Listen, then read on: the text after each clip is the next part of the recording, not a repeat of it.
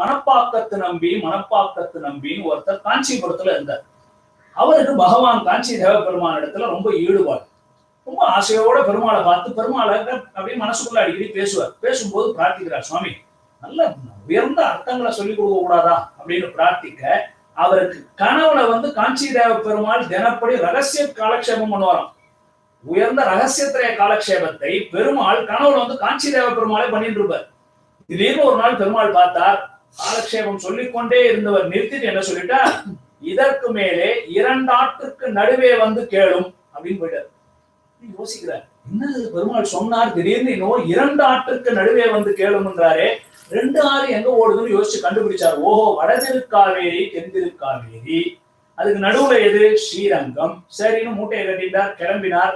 ஸ்ரீரங்கத்துக்கு வந்தார், ஒவ்வொரு இடமா போறாரு, சேவிக்கிறார், பாக்குறாரு. எங்க கேட்கறது, யார பாக்குறது, இவ்வளவு பெரிய கோயில்ல சுத்தி சுத்தி சுத்தி கேட்டு இருந்தவர். சரி, எங்க என்ன நடக்குதுன்னே தெரியலையே அப்படின்னு எங்க பார்த்தாலும் ஜனங்க சுத்துறாங்க. சரி, நம்ம தனிமையில இருப்போம் அப்படின்னு பார்த்து இவர் காட்டழகிய சிங்கர் கோயிலுக்கு போறார்.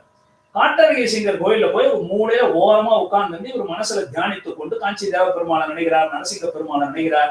சொன்னிய பெருமாளை 2 ஆட்டுக்கு நடுவிலே சொல்றேன், நீ யார், நீ எங்க இருக்கேன்னு உட்கார்ந்து இருந்தா, திடீர்னு பார்த்தா அன்னைக்கு பிள்ளலோகாச்சாரியார் வர அவருடைய சிஷ்யர்களோட அவர் உட்கார்ற இடத்துல உட்கார்ந்து காலக்ஷேபம் ஆரம்பிக்கிறார். இவர் தூரத்துல இருந்து பாக்குறார், கிட்ட ஓரமா தூண்ல மறைஞ்சு நிற்கிறார்.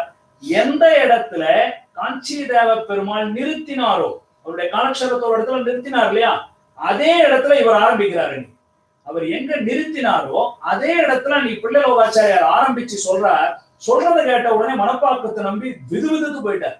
அவர் நிக்காம என்ன பண்ணிட்டார், நேர காலக்ஷேபம் நடக்குது, ஒரு ரகசிய விஷயம் சொல்றாங்கன்னு கூட பார்க்காம ஓடி பக்கத்துல நின்று அவரோ நீர் பிரமிச்சு போய் கேட்டார். நேரா அவர் பார்த்து அவரோ நீர் அப்படின்னு கேட்டார். ஆம் ஆவதேன். இந்த 2 வார்த்தையை நீங்க மனசுல அப்படியே பதிச்சுக்கணும். அப்படியே எழுதிரு கிரந்தத்துல, இந்த வார்த்தைகள் அப்படியே எழுதப்பட்டிருக்கு. நீங்க நாளைக்கு போய் இந்த காட்டழகிய சிங்கர்ல இதை கற்பனை பண்ணி பார்க்கணும், இப்படி நடந்ததா அப்படின்னு. அவருக்கு எப்படி இருந்திருக்கும், இந்த காஞ்சி தேவ பெருமாள் சொன்ன விஷயங்கள் விட்ட இடம் 2 ஆட்டுக்கு நடுவுலேங்கிறார், காட்டார். அதை விட்ட இடத்துல இவரும் ஆரம்பிக்கிறார். அப்படின்னு கேட்கிறார், அவரோ நீர் அவர்தானான்னு கேட்கிறார். சுத்தி இருக்கிற ஜனங்கெல்லாம் பாக்குது, யார் இவர், திடீர்னு யாரோ ஒருத்தர் வரா, அவரோ நீருங்கிறார். ஆம் ஆவதேன். ஆமா என்ன இப்போ அப்படின்னு அவர் பதில் சொல்றார். ஒண்ணும் சொல்றார், அப்படியே விழுந்து சேவிச்சார், உட்கார்ந்தார், கேட்டுட்டே இருக்கார் காலக்ஷேபம். உயர்ந்த ரகசிய அர்த்தங்கள் அப்படியே காஞ்சி தேவ பெருமாள் அவர் என்ன பேசினாரோ அதே மாதிரி இந்த பிள்ளலோகாச்சாரியார் சொல்றதை கேட்கிறார்.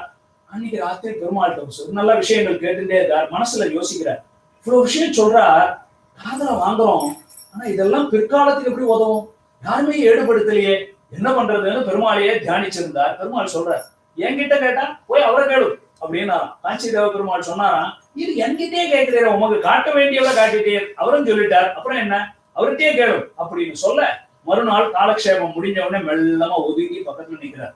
பிள்ளலோகாச்சாரியார் கேட்கிறார், என்ன அப்படின்னா, சுவாமி தேவரீர் இவ்வளவு சாதிக்கிறீர், இவ்வளவு விஷயம் சொல்றீரே, இந்த விஷயங்கள் எல்லாம் ஏடுபடுத்தி வைத்தால் பிற்காலத்துக்கும் உதவும் இல்லையா, பிரியவாச்சான் பிள்ளை ஏன் பண்ணினார், அது போல இவ்வளவு ரகசிய இது போல சாரதமமான விஷயங்கள் வெறும் 4 பேருக்கு பயன்பட்டா போதுமா, ஆசை இருக்கிறவர்கள் நன்னா கேட்டுக்கணும்ன்றவர்களுக்கு போய் சேர வேண்டாமா, அதனால எடுபடுத்த கூடாதா அப்படின்னு பிரார்த்திக்கிறார். யார் சொன்னதுன்னு கேட்டாராம். திருப்பி கேள்வி, யார் சொன்னதுன்னாராம், அவர் சொன்னாருன்னாராம். சரி எழுதும் புரிஞ்சுக்கோன்னு நினைக்கிறேன். இவ்வளவுதான் அவங்க வாக்கு. அதாவது பிள்ளலோகாச்சாரியார் பேசுறதே இப்படிதான் இருக்கும். ஏன்னா வாழ்க்கையில நம்மள மாதிரி ஈடுபட்டு பண்ணவரே கிடையாது. அவர் தெளிவா சொன்னது என்ன, விடு விடு விடுன்னு தான் சொல்லுவார். அவர் சொல்ற விஷயங்களே விடு விடு விடு ரொம்ப அழகா இருக்கும். நாழிகை எவ்வளவுதான் அதுக்கு ஏற்ற மாதிரி எப்போ கிடைக்குதோ நேரம் ரொம்ப அனுபவிக்கலாம். அப்போ என்ன தெரிஞ்சுக்கும், மணப்பாக்கத்தை நம்பி மிக உயர்ந்த ஒரு சிஷ்யனா இருக்க, அழகான சிஷ்யர்களோட உயர்ந்த காலக்ஷேபங்களை செய்து வருகிறார். இதுதான் பிள்ளலோகாச்சாரியாருடைய பிரதானமான சரித்திரம். அவர் எழுதின கிரந்தங்கள் என்ன அப்படிங்கறத இங்க எப்படி இருக்கோ